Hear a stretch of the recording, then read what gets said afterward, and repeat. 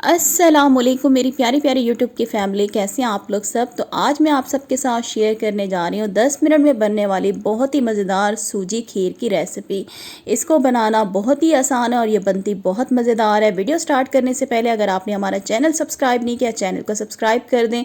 Video अच्छी लगे तो वीडियो को लाइक कर दीजिएगा। यहाँ पर मैंने तकरीबन ले लिया है आधा किलो दूध मैंने अभी चूल्हे के ऊपर नहीं रखा हुआ। इसके अंदर हम डाल देंगे एक सब्ज़ इलायची, इसको मैंने क्रश करके डाल दिया है।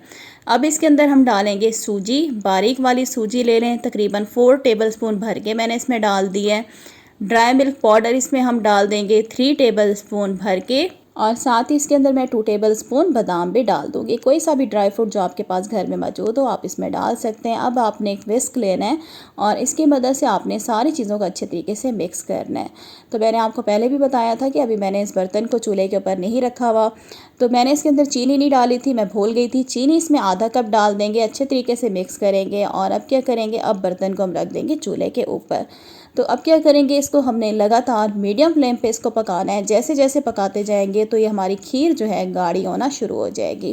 पहले मैंने चूल्हे के ऊपर इसलिए इसको नहीं रखा था बर्तन, क्योंकि फिर क्या होता अगर सूजी डालते तो सूजी की रोड़ियाँ बन जाती गर्म दूध के अंदर। तो इसलिए पहले मैंने सारी चीज़ें मिक्स की थी और उसके बाद इसको अब चूल्हे पे मैं ऐसे पका रही हूँ लगातार। इसमें देखें थिकनेस आना शुरू हो गई है।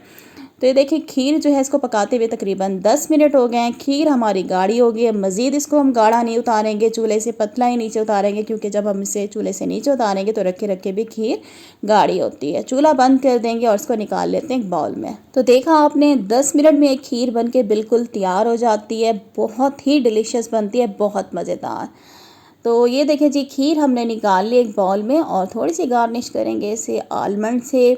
और इसके बाद आपने इसको ठंडा होने के लिए फ्रिज में रख देना है 2 से 3 घंटे के लिए। उसके बाद आप इसको सर्व कर सकते हैं। आप यकीन माने ये बहुत मज़ेदार बनती है, ज़रूर बनाइएगा। तो इधर ही आज की वीडियो का मैं एंड करती हूँ। उम्मीद करती हूँ वीडियो अच्छी लगी होगी। तो अभी अभी मेरी वीडियो को लाइक कर दें, चैनल पे नहीं है तो चैनल को सब्सक्राइब कर दें। कमेंट्स बॉक्स में कमेंट करके ज़रूर बताइएगा कि आपको ये रेसिपी कैसी लगी है।